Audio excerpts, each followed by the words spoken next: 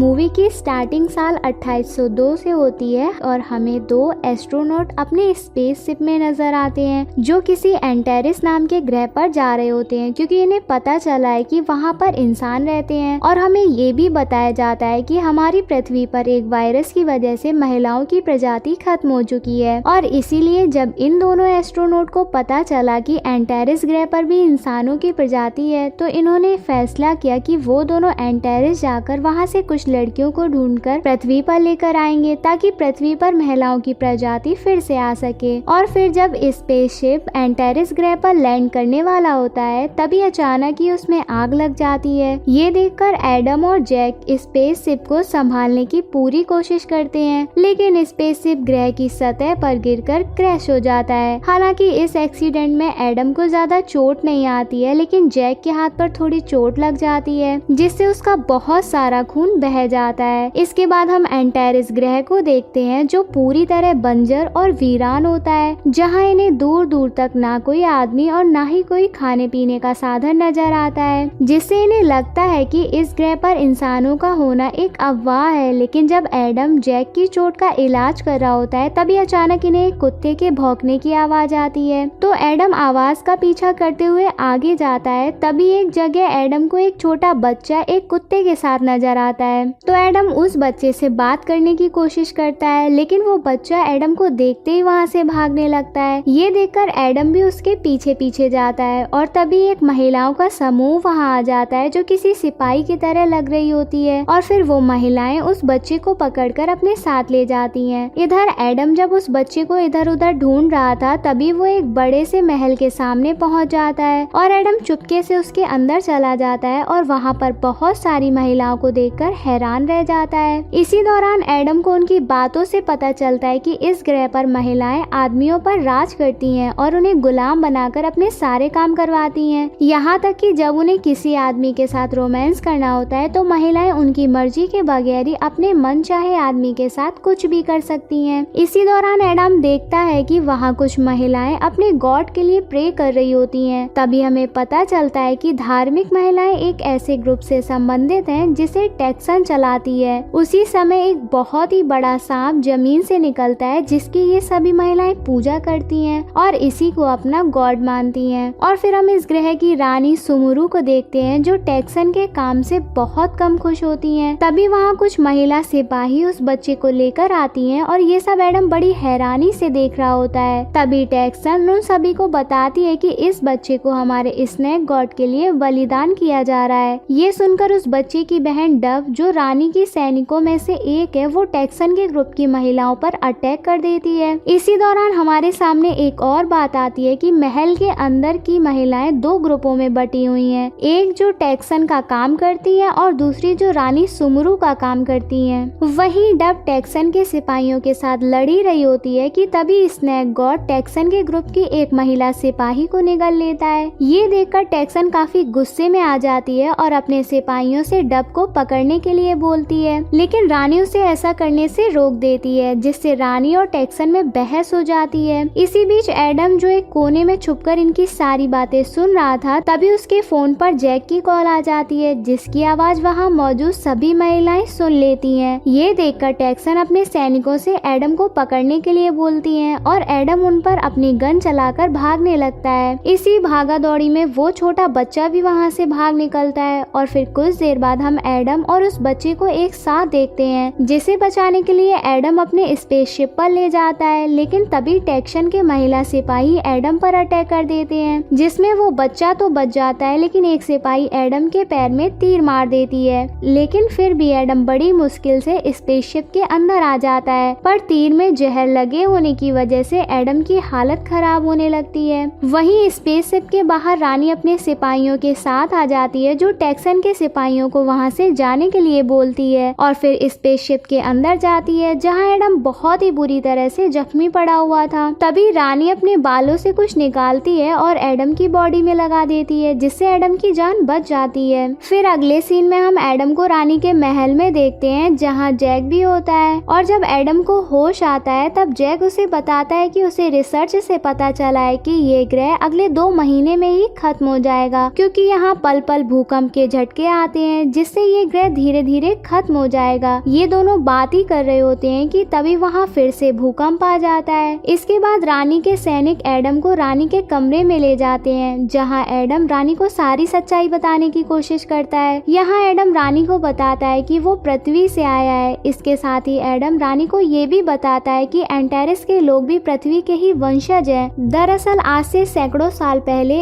एक एस्ट्रोनॉट लोगों का दल इस ग्रह पर लाइफ की खोज करने के लिए आया है, जिन्होंने पहले 100 सालों तक पृथ्वी पर संपर्क बनाकर रखा, लेकिन बाद में कुछ तकनीकी खराबी की वजह से उनका पृथ्वी से संपर्क टूट गया और इस वजह से ही वो सारे एस्ट्रोनॉट लोग इसी ग्रह पर फंस कर रह गए। अब एडम की सारी बातें सुनने के बाद रानी भी हैरान हो जाती हैं और एडम की बातों पर इसलिए यकीन करती हैं क्योंकि उसके पूर्वजों ने भी पहले पृथ्वी के बारे में बताया था। और फिर रानी एडम को अपने ग्रह के बारे में बताती है कि यहाँ लगातार भूकंप आने की वजह से ये ग्रह पूरी तरह बर्बाद हो गया। तभी अचानक टेक्सन का एक ग्रुप पावर में आया, जिसने ग्रह पर रहने वाले लोगों को स्नेक गॉड के प्रति आकर्षित किया। वहीं टेक्सन एक शाही परिवार से आती है जो मेरी तरह ही रानी बनना चाहती है, लेकिन ग्रह के लोगों ने उसे अपनी रानी स्वीकार नहीं किया और इसी वजह से टेक्सन अपने ग्रुप को बड़ा कर रही है ताकि एक दिन वो रानी को मारकर उसकी जगह राज कर सके। इसके बाद रानी एडम को बताती है कि बहुत सालों पहले आदमियों ने यहाँ प्रकाश की बहुत फ्लैश देखी जिसमें बहुत से आदमी मारे गए थे और उसी दिन से महिलाओं ने आदमियों को अपना गुलाम बना लिया। इसके बाद रानी एडम को अपनी खदान में ले जाती है जहाँ बहुत से आदमी गुलामों की तरह खुदाई का काम कर रहे होते हैं। यहाँ रानी एडम को बताती है कि हम आदमियों का इस्तेमाल अपना काम करवाने के लिए या फिर स्नेक गॉड को बलि चढ़ाने के लिए करते हैं। इसी दौरान जब एडम रानी को ये समझाने की कोशिश करता है कि ये ग्रह अगले 2 महीने में खत्म होने वाला है, तो रानी उसकी बातों पर यकीन करने की बजाय उसे पीटने लगती है और उसे अपने सैनिकों से कालकोठरी में डालने के लिए कहती है। इसके बाद जब रानी के सैनिक एडम को कैद करने के लिए ले जा रहे होते हैं, तभी टेक्सन के ग्रुप के लोग उन पर अटैक कर देते हैं, जो रानी के ग्रुप की सारी महिला सैनिकों को मार देती है और एडम को पकड़कर अपने साथ ले जाती है। वहीं हम देखते हैं कि इस लड़ाई के बीच उस छोटे बच्चे की बहन डब बहुत बुरी तरह जख्मी हो जाती है और फिर अपने छोटे भाई के सामने ही दम तोड़ देती है। दूसरी तरफ टेक्सन के सैनिक एडम को टेक्सन के पास ले जाते हैं, जहां टेक्सन एडम को अपने ग्रुप में शामिल होने के लिए बोलती है और जब एडम इस काम के लिए मना करता है तो टेक्सन उसके साथ फ्लर्ट करने की कोशिश करती है, लेकिन एडम फिर भी उसे मना कर देता है। इससे टेक्सन काफी गुस्से में आ जाती है और एडम पर अटैक कर देती है, पर इससे पहले कि टेक्सन एडम को कोई चोट पहुंचा पाती तभी रानी जैक के साथ वहां आ जाती है और एडम को टेक्सन से बचा लेती है। यहाँ टेक्सन जब रानी से लड़ने की कोशिश करती है तो रानी उसे एक ही मुक्के में बेहोश कर देती है। इसके बाद रानी जैक और एडम को वहाँ से बाहर लेकर जाती है। इसी दौरान जैक एडम को बताता है कि उसके पास पहले की तुलना में बहुत कम समय बचा है। यहाँ रानी भी इन दोनों के बीच की बात सुन लेती है। तभी रानी एडम को एक वर्ल्ड जोन नाम की जगह के बारे में बताती है और ये वही जगह है जहाँ हजारों साल पृथ्वी से आया हुआ स्पेसशिप उतरा था। ये सुनकर एडम और जैक खुश हो जाते हैं क्योंकि उन्होंने किसी तरह से उस जगह पर पहुंचकर अपने जहाज को स्टार्ट कर लिया तो वो वापस पृथ्वी पर जा सकते हैं। यहाँ रानी भी उनकी मदद के लिए तैयार हो जाती है। इसके बाद रानी एडम और जैक के साथ वर्ल्ड जोन की तरफ जाती है, जहाँ से वो उनके साथ पृथ्वी पर जा सकती है। इस दौरान रास्ते में टेक्सन के सिपाही रोकने के लिए आते हैं, पर ये जैसे तैसे करके उन्हें चकमा देकर आगे बढ़ते रहते हैं। इसी दौरान रानी एडम के कहने पर कैद किए हुए सारे गुलाम आदमियों को छोड़ देती है और फिर महल से बाहर निकलकर एडम और जैक रानी के साथ पैदल ही वर्ल्ड जोन की तरफ जाते हैं। तभी रास्ते में एडम रानी को पृथ्वी पर चलने के लिए मनाने की कोशिश करता है, लेकिन रानी साफ मना कर देती है। यहाँ रानी एडम से कहती है कि वो अपने लोगों को यहाँ मरता हुआ छोड़कर नहीं जा सकती है। तभी रास्ते में एक जगह पर जैक को एक आदमी का कंकाल दिखाई देता है और जब जैक अपनी डिवाइस की मदद से उसकी जांच करता है तो उसे मालूम होता है कि इस आदमी की मौत पिछले 1000 साल पहले हुई थी। और यहाँ जैक ये भी बताता है कि करीब 1000 साल से पहले यहाँ बहुत ही बड़ा विस्फोट हुआ था, जिसकी वजह से बहुत से आदमियों की मौत हो गई थी। ये सुनकर रानी समझ जाती है कि ये वही रोशनी की चमक थी जो सदियों पहले उनके पूर्वजों ने देखी थी। इसका मतलब कि वो सब एक झूठ था। जो कुछ भी उनके धर्म में कहा गया था कि मर्द प्रजाति बहुत ही खतरनाक है। अब सारी सच्चाई जानने के बाद रानी अंदर से बहुत दुखी होती है, लेकिन एडम उसे आगे बढ़ने के लिए कहता है क्योंकि अब उनके पास ज्यादा समय नहीं बचा था। अगले सीन में ये सभी लोग वर्ल्ड जोन के पास पहुंच जाते हैं, जो कि एक बहुत ही बड़ा स्पेस स्पेसशिप होता है और फिर जैक और वो छोटा बच्चा इंजन को स्टार्ट करने की कोशिश करने लगते हैं, जबकि एडम और रानी स्पेसशिप की तकनीकी चीजों को चेक करने लगते हैं। और फिर बहुत मेहनत के बाद एडम और जैक स्पेसशिप के इंजन को स्टार्ट करने में कामयाब हो जाते हैं। पर तभी टेक्सन अपने सिपाहियों के साथ वहां आ जाती है और इन पर अटैक कर देती है, जिससे वहां बहुत ही घमासान लड़ाई होती है। पर एडम अपनी हाईटेक गन से टेक्सन के सभी सिपाहियों को मार देता है, लेकिन टेक्सन अभी जिंदा होती है, जो रानी से दो दो हाथ करने के लिए कहती है। ये सुनकर रानी टेक्सन को जबरदस्त तरीके से मारती है। इसी बीच टेक्सन जब रानी को जान से मारने की कोशिश करती है, तभी एडम उसे अपनी गन से शूट कर देता है, जिससे उसकी मौत हो जाती है। इसके बाद जैक स्पेसशिप को उड़ान भरने के लिए तैयार करता है। वहीं अब रानी भी समझ जाती है कि उसका ग्रह अब खत्म होने वाला है, तो अब रानी भी एडम और जैक के साथ पृथ्वी पर चलने के लिए मान जाती है। और जब ये सभी लोग स्पेसशिप में बैठकर उड़ान भरते हैं, तो एंटेरिस के लोग स्पेसशिप को आसमान में उड़ता हुआ देखकर काफी परेशान हो जाते हैं। वहीं एडम जब एंटेरिस के लोगों को उनकी रानी के बिना देखता है, तो उसे उनके लिए काफी बुरा महसूस होता है। तो एडम जैक से स्पेसशिप को नीचे उतारने के लिए बोलता है और ग्रह पर बचे हुए बाकी लोगों को अपने साथ पृथ्वी पर ले चलने के लिए बोलता है। इस पर जैक एडम से कहता है कि अगर हम वापस ग्रह पर जाते हैं तो वहां आने वाला खतरनाक भूकंप हमारे स्पेसशिप को खत्म कर सकता है। पर एडम और रानी इतना जोखिम उठाने के लिए तैयार होते हैं और फिर रानी और एडम के ज्यादा बोलने पर जैक स्पेसशिप को नीचे उतार देता है। वहीं ग्रह पर मौजूद लोग स्पेसशिप को देखकर डर रहे होते हैं, तो रानी बाहर जाकर उन सभी को समझाती है और उन्हें स्पेसशिप के अंदर आने के लिए कहती है। तो रानी की बात मान सभी लोग स्पेसशिप के अंदर आ जाते हैं और जब जैक स्पेसशिप को फिर से उड़ाने के लिए तैयार होता है, तभी स्पेसशिप पर एक बहुत बड़ा कोबरा अटैक कर देता है। लेकिन जैसे ही जैक स्पेसशिप को उड़ान भरने के लिए स्टार्ट करता है, तभी स्पेसशिप से निकलने वाली आग से वो कोबरा जलकर मर जाता है और फिर स्पेसशिप पृथ्वी के लिए उड़ान भरते हुए आसमान की तरफ चला जाता है। और इसी के साथ ये मूवी यही खत्म हो जाती है। हमारे चैनल को ऐसे ही प्यार देते रहिए। चलो जल्दी से कमेंट करके बताओ आपको मूवी कैसी लगी। लाइक और शेयर करना मत भूलना।